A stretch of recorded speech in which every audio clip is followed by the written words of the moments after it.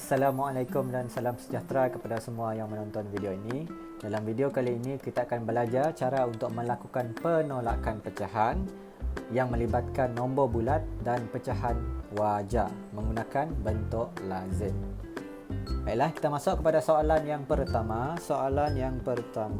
Soalan pertama 2 tolak 1/2. Nombor bulat adalah 2 ditolakkan dengan pecahan wajar iaitu 1/2. Okey, untuk menjawab soalan ini kita akan gunakan bentuk lazim pecahan. Selalunya kita belajar bentuk lazim untuk penolakan, penambahan, pendaraban. Tapi kali ini pecahan juga mempunyai bentuk lazim. So, dalam bentuk lazim pecahan akan ada dua bahagian. Bahagian sebelah kiri adalah untuk nombor bulat dan bahagian sebelah kanan adalah untuk nombor pecahan. Jadi kita masukkan nombor tersebut mengikut bahagian ataupun tempat masing-masing. Contohnya, 2 adalah nombor bulat. So, kita letakkan 2.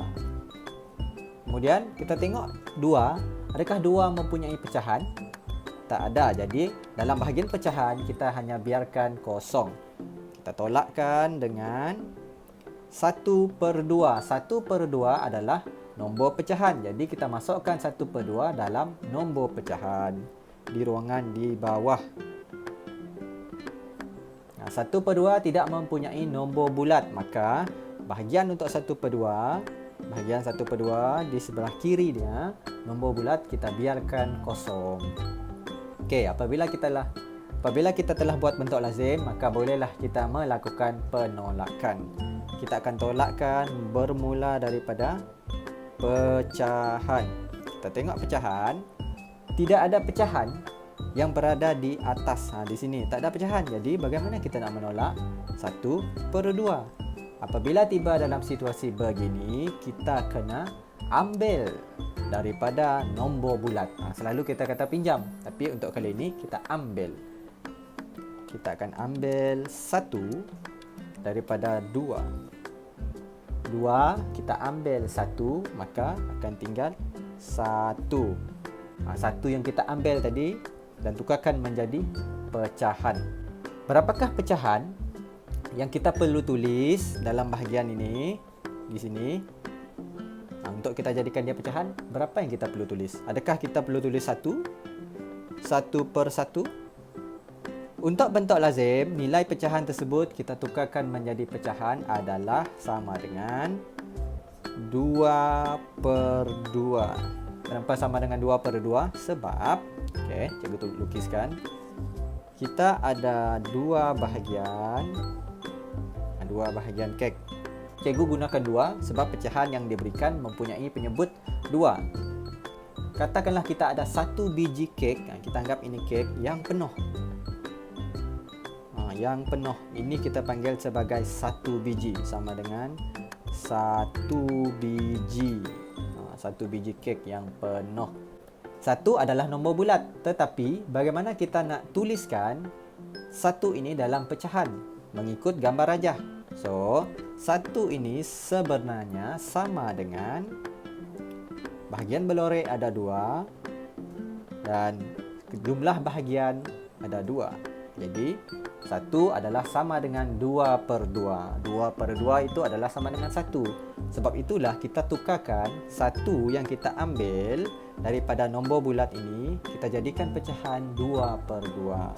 Kita kena ikut penyebut. Kalau penyebutnya adalah 3, kita akan jadikan 3/3. Tetapi dalam soalan ini penyebut adalah 2. Okey. So, apabila telah mempunyai pecahan, kita telah tukarkan pecahan, kita boleh tolak seperti biasa. Pengangka akan ditolakkan dengan pengangka.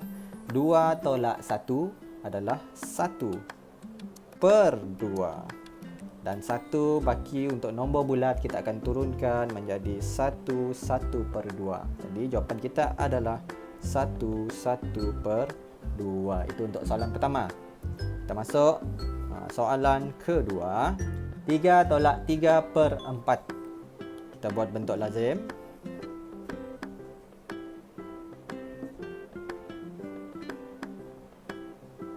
Kemudian kita masukkan nombor tersebut, nombor dan pecahan masing-masing. 3 tidak mempunyai pecahan, jadi kita biarkan kosong pada bahagian pecahan. Kita masuk kepada bahagian yang di bawah. 3 tolak 3/4. 3/4 ni adalah pecahan. So, kita masukkan dalam bahagian pecahan. 3/4 tidak mempunyai nombor bulat.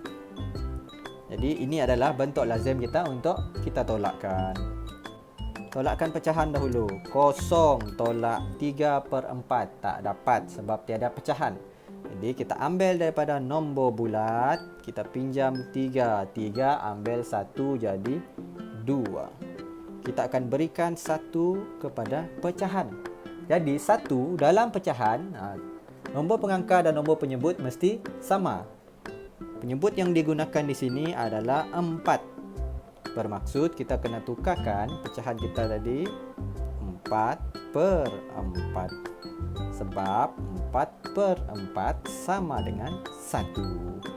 Apabila kita telah melakukan penukaran pecahan, kita tolak pengangka tolak pengangka. 4 tolak 3 sama dengan 1/4. 2 turun bawah 2. Maka jawapan kita adalah 2 1/4. Jadi ini adalah bentuk lazim untuk kita melakukan penolakan pecahan. Sebenarnya penolakan pecahan yang melibatkan nombor bulat dan pecahan wajar adalah satu soalan yang mudah sebab tidak terlalu banyak untuk kita melakukan pengiraan. Kita hanya perlu mahir menukar nombor bulat tersebut menjadi pecahan wajar. Jadi cukup 2 soalan yang telah kita bincangkan. Anda boleh cuba cari soalan-soalan di dalam buku teks atau di dalam internet dan cuba jawab soalan yang diberikan menggunakan bentuk lazim. Cikgu harap video yang cikgu kongsikan ini bermanfaat. Kita akan jumpa lagi dalam video yang seterusnya. Terima kasih dan bye-bye.